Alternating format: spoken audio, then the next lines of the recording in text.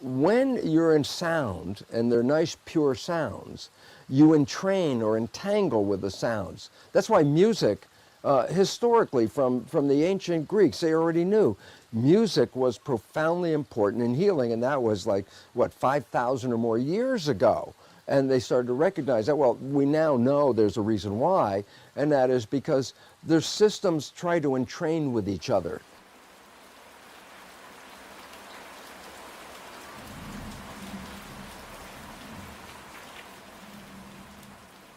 It's very interesting because in conventional biology, when I was teaching medical school, we only talked about information in the form of chemistry, hormones, drugs, pharmaceutical agents of some kind, as that's what provides information to the system. So if the system's not working right, you take a drug, and the drug carries a signal and information and then changes the operation of the body. So we're very locked into a mechanical, physical biology, and that's conventional allopathic medicine.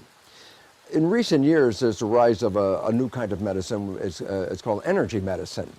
And the significance is that we find now that there's a very sound physical and biological understanding of the role of energy and vibration in medicine.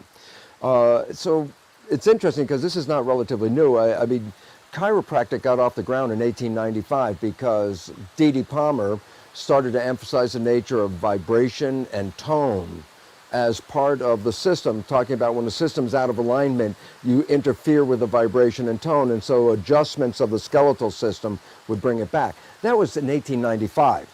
Over the years, more and more information started to come about the nature of vibration and what we call resonance, harmonic resonance. And what was really interesting is, I think it was about 20 years ago, there's a physicist by the name of McClare, University of London. And he said, okay, look, we're very clear now. Information can be carried by chemistry, and information can be carried by vibration. And his question was, would there be a preference of one form of information over the other? So what he did was an assessment of trying to compare the relative effectiveness of using a chemical for information or vibration. The results were amazing and astounding for this reason. What they started to recognize, and McClare emphasized very specifically, was this. If I use a chemical to carry a signal, and I say that there's 100% energy of signal in a chemical, and I say then I make a chemical reaction, but then I have to subtract the energy of the reaction. It's a thermochemical reaction. So I say, well, what do you mean subtract the energy? I said, well, the heat that comes off is energy that was being carried but is not being used for information. It's just part of a chemical reaction, heat of reaction. Well, it turns out 98 to 99% of the energy carried in a physical molecule is lost in the form of heat. So a chemical reaction carries anywhere from 1% to at most about 2% of the energy is transferred as information, a loss of 98% or more of the energy, okay? He compared that to, what if I send energy via vibrational signature, sound or electromagnetic field or light? I say, these are vibrational energies. I say, if you're passing a signal with a vibrational energy, how much of that energy is lost in the reaction? Virtually none. So if I say, okay, now I'm going to compare the effectiveness of a chemical signal and an energy signal, and the results are very simple. The chemical signal passes 1% information. The energy signal passes nearly 100% of the information. So the first conclusion was energy is 100 times more efficient in sending an informational signal than our chemical signals. So given the choice of, do you want to do a chemical reaction or an energy healing, you get 100 times more efficiency from the energy healing. That's right off. So McClare really concluded, he said, given the option, we must recognize the truth that resonant information, vibrational information, is profoundly more efficient in sending information. And also there's a second character as well. Chemical signal travels at about, at this case, 1 foot per second. And I say, and what about a vibrational signature like electromagnetic fields or photo light or something like that? That travels at 186,000 miles per hour. or per second, excuse me, 186,000 miles per second. So I said, well, which is more effective? A chemical going 1 foot in 1 second, or a vibrational signature going 186,000 miles in the very same second? The answer is, oh my gosh, it's profoundly faster. So then you look at the nature of biological systems which depend on signals for their survival. And if your survival is dependent on receiving a signal, interpreting a signal so you can make a response, I say, I could signal you with a chemical, or I could signal you with vibration. And the answer is the biological system would by far have a preference for the vibrational energy because it's so profoundly fast and so significantly efficient that if your life depends on getting a signal, and the cell's life does, then there's no comparison between the two. Chemicals work, but not anywhere as effectively or as efficiently as energy healing. And this is why we're moving from an allopathic chemical drug-related medicine into energy medicine, because it's now been recognized that energy, which includes thought as well, is profoundly more effective in healing than our chemicals. Stress reduction, it's very interesting to understand that if you were looking at a healthy system, let's say on an oscilloscope, it would have this beautiful sine wave, just a smooth, nice wave. It's got harmony to it, okay? When you look at a stress situation, it gets very choppy, like electrocardiogram or EEG, when you see the wire, the lines jumping up and down like that. And the significance is very clear. Harmony is health. Disharmony breaks down that health because it breaks down the harmony, okay? When you're in sound, and they're nice pure sounds, you entrain or entangle with the sounds. That's why music, historically, from the ancient Greeks, they already knew music was profoundly important in healing, and that was 5,000 or more years ago.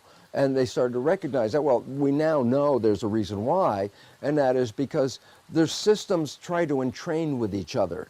And so if one is out of harmony and one is in harmony, then the significance is when they come together, the tendency is to drive them both toward harmony.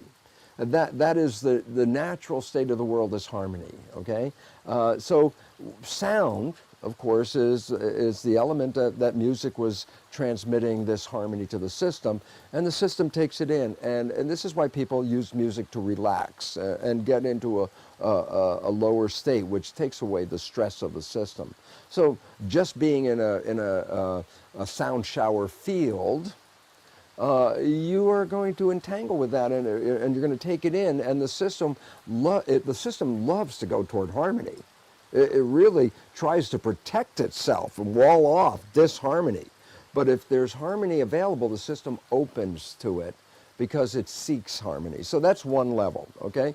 Stress reduction is very, very important to understand the nature of music, because it induces a more harmonic vibration throughout the body, and vibration is really the new understanding. And just so people have to know this, because there's been a change. Everything in our medicine world, conventional medicine, is based on Newtonian physics. This is the physics and understanding of the universe that emphasizes the mechanical material universe and doesn't really give any credit to the invisible realm. And this is why an allopathic medicine is so preoccupied with physical things, because that's the nature of that kind of physics. But in 1925, a new physics was introduced. It didn't get rid of Newtonian physics, that's still there. But the new physics, quantum physics, is a much bigger science. So Newtonian physics is a small compartment in a bigger understanding of the mechanisms of the universe. What quantum physics has brought in is that while we see a physical mechanical world, if you take apart that atom and you say, oh, here's the atom, this is the particle of the physical world, that was, in physics, the fundamental unit. That was always the bottom unit, the atom. As a matter of fact, the word atom from Greek means uncuttable, meaning you can't get smaller than that. Well, in 1895, they started to say, wait, there's something inside the atom. And they started to find electrons and protons and neutrons. That was the beginning. And then they finally said, well, okay, what's inside the electrons and the protons and the neutrons? And that's when the whole world physics went upside down, because they said these particles, electrons and protons, When they went inside, there was nothing physical inside. There were like miniature nano tornadoes, vortices of energy spinning, vibrating. Every atom is a vibrating source of energy. Atoms are miniature tornadoes. They vibrate at frequencies. They have a force field which gives them that character of being physical. They reflect light so I can see them.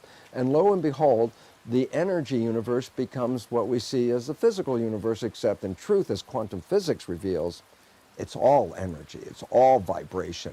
And this is why the emphasis in more recent years is to de-emphasize the physical character and start to say, yeah, but how does energy communicate? Because if you are energy and you want to communicate with energy, how would you do it? And the answer is, with energy itself. Energy communicates with energy.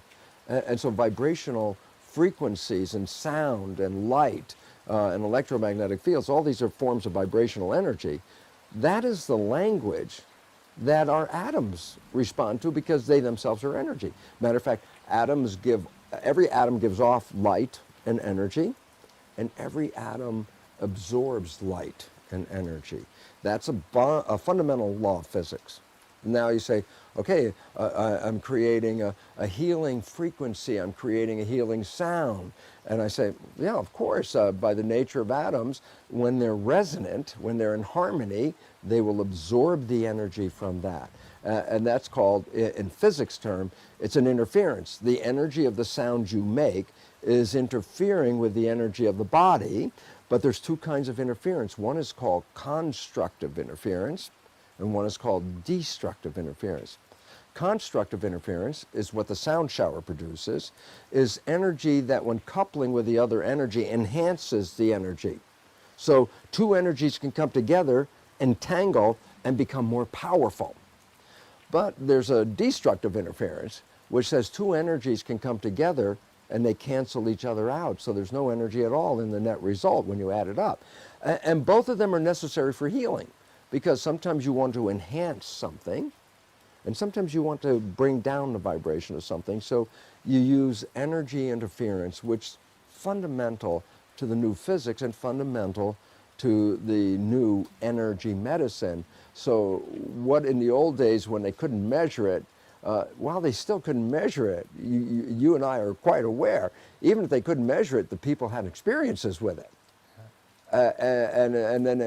But scientists don't accept a person's experience. They say, show me the number on the chart, you know. But now we have technology. Now we have new ways of looking at it. I can read the energy on the chart. We can see this. And this is why energy healing is rising in our civilization, because of its efficiency and effectiveness, and because of its ability to enhance energy. And this is what I experienced when I experienced the sound shower with you directly. This is what I experienced. So part one of the question, is energy stress reducing? The answer is absolutely, because it can take a disharmony, and when you put the right energy into it, the structure that's not in harmony will through constructive interference, entangle with the harmony. And then the net result is it takes something that is in disharmony and brings it into harmony. And as I say, what's new about this? 5,000 years ago, at least they were talking about this. But today we have technology to read it, but they knew about it that long ago. So that's an interesting aspect. Yeah. And it's also recognized that sound can generate electricity as well. So when we start putting all of this together, you start to see that tuning and vibration of the nervous system, something that Palmer talked about in regard to chiropractic, applies to the understanding of sound healing as well. When you can help people cause their joints to respond different to the vibration, you can eliminate and ease pain, okay? So that sound would be a very adaptive, constructive interference that would enable people to reduce the pain and joint problems, especially where there's a synovial fluid issue. So again, and that's related to energy and vibration and harmony, which is the new way of looking at biology. Working with the same principle you just described can potentially, heal cancer and many other conditions which we're inflicted by because essentially the cancer is, from my understanding, it's again the cells kind of losing their natural frequency or vibration and kind of going a bit random and kind of out of control. And in a way, frequency can bring them back to a more Yeah. balanced state. What do you think? It's very interesting because we've always attributed cancer to genetics, and they say, "Oh, cancer is running in my family," and now we know that less than 10%, I believe, is the number. Less than 10% of cancer has anything to do with heredity. 90% of cancer has to do with lifestyle. And I said, "Well, what's lifestyle?" I mean, it's, well, are you living in harmony with your life? And it's very important for people to understand. So I'm just going to bring this simple point up. There was a recent study where they studied the fate of a child adopted into a family where their cancer's been running through the family history. And they find that the adopted child will get the same family cancer as any of the natural siblings, but then recognize the adopted child came from totally different genetics. So what we're beginning to realize is that cancer is a behavioral consequence, a lifestyle, not responding in harmony, stress, anger, these kinds of things. Well, we go back to the nature of what is the relevance of music. Reduction of stress, introduction of harmony. Those two, when you put those together, are additive effects of what? Bringing back a natural, healthy state again. And again, the nature of healing through music. And so, yes, it has a very profound direct, and almost all our illnesses is really coming out. The American Psychological Association has recognized that up to 90% of 90% of illnesses, or 90% of doctor visits is what they call it, are totally due to the nature of stress. Okay? So then the question is, well, what do you do to reduce stress? And the answer is, find yourself in an environment that expresses harmony, because stress is disharmony. It's as simple as that. So I can say, well, there are many ways to do it. Yeah, there are many ways to bring it. And sound is a wonderful one, because harmony, music is by its nature, we talk in terms of harmony. So the character of music is harmony. And when you get a music that expresses a nice flow and harmonic resonance to it, it entrains you, and it causes the mind to stop with all that stress and calm down and try to become more, harmonious and more flowing. If you can just do that, it would be a primary incentive for the body to heal itself, because it heals itself when you stop your stress. And this is why the nature of sleep was so important. Sleep says, okay, shut off that mind. The mind is interfering with the system. When you go to sleep, and the operation of the mind, which is creating all that thinking about, oh my God, can I pay the rent? Can I fix the car? How's my relationship? All those stresses at night shut off. And that's when the body says, oh, okay, this is our opportunity to heal. But why wait until nighttime? You can do this. All you have to do is calm down. And so it's really interesting, as you start to find harmony and bring it into your life, you get healthier. And love is the most wonderful harmony of all, because all you have to do is ask people who are in what I call the honeymoon phase. I say, are you healthy? And almost everybody in that honeymoon phase is exuberantly healthy. I say, why? They're finding that harmony of love. The garden, the environment is so beautiful, and life is so peaceful. So, you have to wait till you fall in love. I said, well, not necessarily. How about just creating an environment that would provide you with that? And all of a sudden I say, oh, music is really good for that, isn't it? So I can see how you might say, okay, Bruce, give me an explanation of this. I can see you could say, I know it works. I work with people all the time. Yeah. But other people were going to say, yeah, but how or why does it work? Is there any science behind it? And the answer is, oh yeah, tremendous science behind it. And this is so exciting, because it's the new science that is changing our perception of the world. It's a new science that recognizes there was a garden on this planet. There was a garden, and garden by its definition is cooperation and harmony. And the way we have been living, we've destroyed the garden. And the fact is, we are part of that garden. If the garden starts to undergo a destruction, by definition, so are we. So as we stress the environment, we become stressed. And what's the answer? Go back to the garden. Bring back the harmony. Bring back the vibration. And it's so simple to do it that way.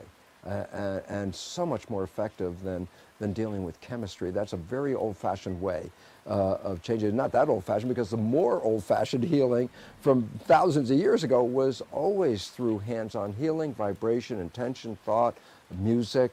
They already knew that then. We're just rediscovering it, but this time we're rediscovering it in the form of science, which then brings legitimacy to this kind of modality of healing. And that's why complementary or alternative medicine is becoming so widely respected around the world, is because people, when they try it, realize, oh my God, it was much more effective than the other form, the allopathic form. And now we're up to, like in the States, over 50% of the people will seek out a complementary alternative energy healer before going to a conventional healer. And the reason why is simple, because people that have gone that route have told all their friends, oh my goodness, this process I just did was so wonderful, and it brings other people. So it's growing by word of mouth, but fortunately it's also growing because there's a science behind it. When I do the session with a group, there is a sense of some kind of synergetic or energetic, harmonizing between the group. What can you say about that? Well, that's another physics issue of entanglement and entrainment. So for example, I have two guitars. I pluck the A string on this guitar right here. And what's going to happen to this guitar? The answer is, the A string is going to vibrate. It's called harmonic resonance. And so I say, oh, so I pluck this guitar and this one begins to vibrate, okay? Then I go, now I put my hand on this guitar, stop the A string from vibrating. And then I let it go, and I have the two guitars. What's going to happen now? And the answer is, well, this A string is going to vibrate because this one is vibrating. It's harmonic resonance, right? But then the joke part of it, I said, well, then who's causing this one to vibrate after I stopped it and start again? Who's causing it to do that? And the answer is itself, because it sent the energy to this one, which then sent it back to this one. Well, that's two guitars. How about 10 people? Same thing. You tune them, you're tuning people like guitars.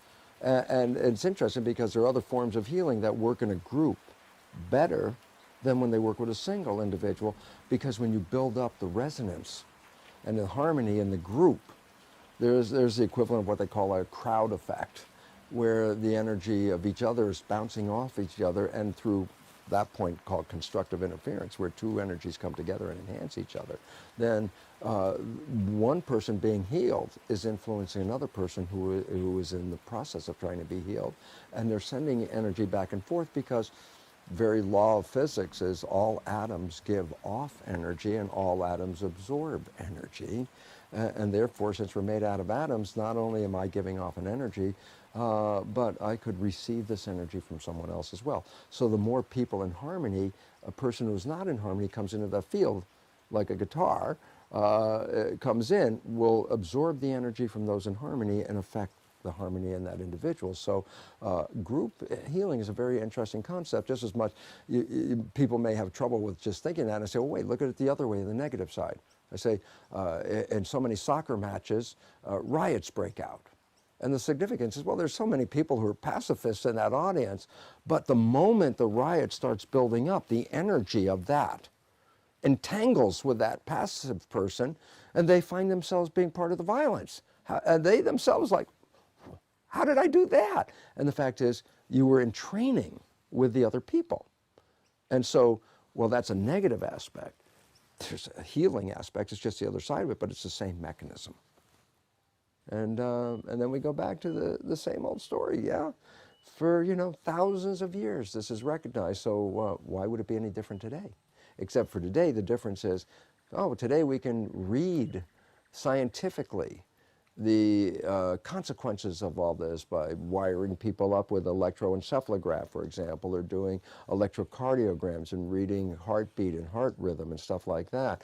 Or any of the things, the stress reduction, I can look at how much stress hormones, cortisol, is in your system and read it, and then have somebody go into relaxation or get into harmony, and then look and you see, oh, there's a reduction as soon as you start to find this. So it's really incumbent upon us to find it. We're coming to a stage of recognizing it's time to empower people.